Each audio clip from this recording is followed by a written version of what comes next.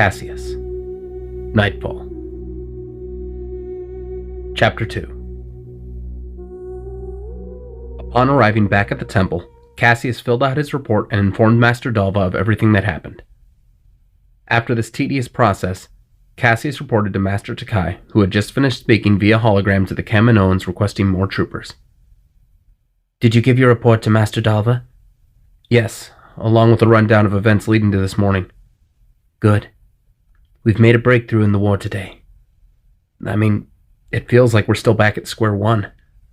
Grievous is still on the loose, and Dooku no doubt will be plotting another attack in this time. Master Takai looked at Caseus with a worried expression.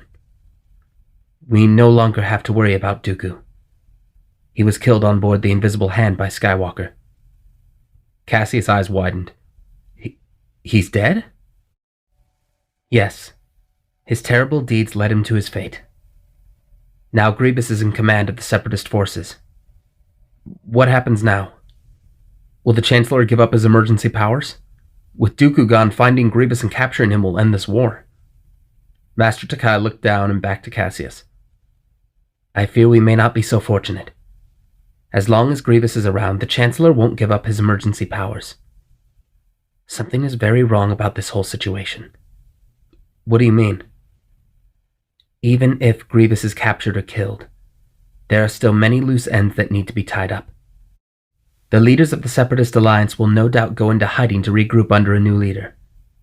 And if Darth Sidious is indeed in league with them as we believe, stopping Grievous may only lead to a temporary victory. So, what do we do? You know as much as I do, Caseus. There's every possibility that Grievous' capture could end this war. And yet, something is out of place. I sense there may be a greater threat beneath the surface that we've become oblivious to. Like Dravok? I doubt it. Dravok has been completely off our radar since he escaped his captivity. This feels more elusive. It's like putting together a puzzle without all the pieces.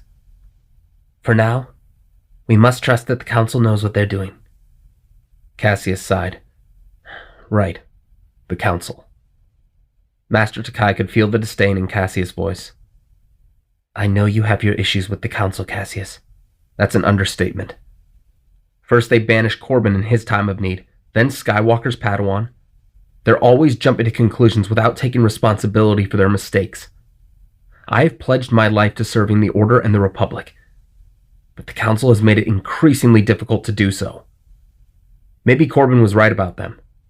Caseus, you know that's not true, isn't it? The Council is made up of some of the wisest Jedi to have ever lived. But you're right. The Council has not always made the right decisions in the past. It's part of why Dravok turned in the first place. But we must hold true to the Order, and that means obeying the Council, even if we feel they may be wrong. You may be a Jedi Knight now, Caseus, but you still have much to learn. Caseus narrowed his eyes and nodded, turning to leave. Maybe. I'll speak to you later, Master. Be safe, Caseus. Try not to dwell on these matters too much. Caseus walked through the halls of the temple and over to temple security and investigation. Walking inside, he sat down at one of the holo monitors and began to search. Caseus, can I help you? Master Drollig walked over. Master, have you heard anything on Corbin in the past few weeks? I'm afraid Corbin has not been spotted on any nearby systems. What about the Outer Rim? If we expand our search, I'm sure we can find him. Caseus, I understand you're worried about Corbin, but we cannot afford to expend more resources looking for him at this time. Today marked a turning point in the Clone Wars. Right now, we must focus on finding Grievous. I'm sorry. He's not lost, Master. I know he's out there somewhere. And he needs help. I have to find him and bring him back. I admire your optimism, Caseus. But Corbin made his choice. We didn't leave him with many options, did we?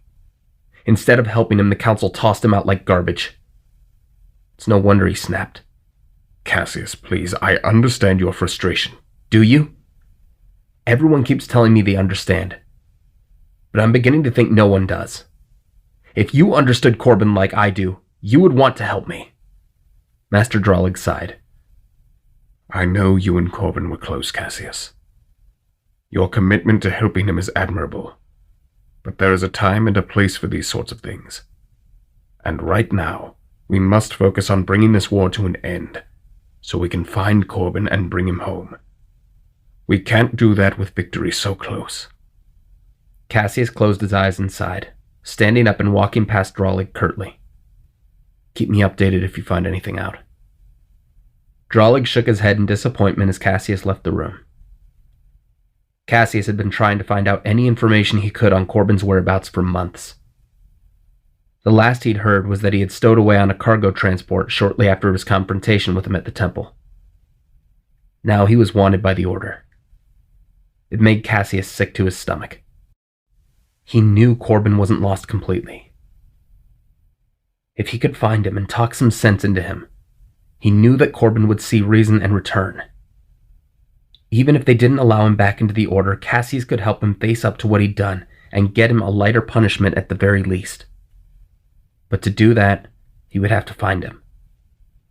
Unfortunately, the rest of the Order didn't seem as keen on finding one of their lost brethren as Caseus did. To an extent, he understood.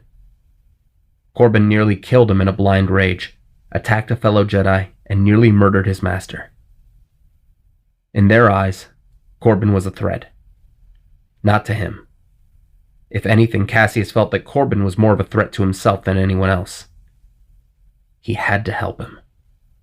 Corbin was like a big brother to him, always there to cheer him up when he was upset, cracking jokes to make him laugh. But now he needed to be there for him. He had to find him soon. Caseus sat in the Room of 1,000 Fountains and meditated, reaching out through the Force trying to sense where Corbin could be. But he drew a blank. He could sense that Corbin was alive somewhere, but that didn't help much. "Need some company?" Caseus opened his eyes as Sarah sat across from him. "Yeah, I could use it right about now." Sarah and Caseus sat in the warm glow of the sun as insects chirped and buzzed and the small stream bubbled nearby. Caseus looked at Sarah. She'd come a long way since he first met her. The once brash and arrogant girl he sparred with years ago had become a fierce and skilled Jedi Knight. After her trials and knighting ceremony 3 months prior, she had returned the jester Caseus had displayed to her, gifting him her Padawan braid, which he kept safely stored away in his room. Her eyes stared into his. "I know you want to find him, Caseus." "Don't you?" "Of course I do. You know that. But maybe it would be best to, I don't know, let things play out for the time being." "Why? Corbin needs help. The sooner we find him, the better." "I know, but Caseus, look. With Dooku gone, we're closer to finishing this war than ever. It might be best to let Corbin go until Grievous is taken care of. Once tensions are brought to a more manageable level, we can do whatever we can to find him." "I can't just sit here and wait for things to play out like that, Sarah. What if something happens to him?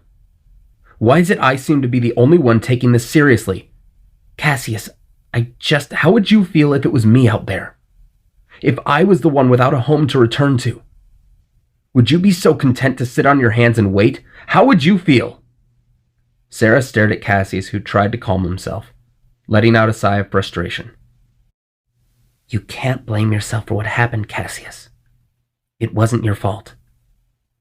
Caseus stared at the grass and back to her.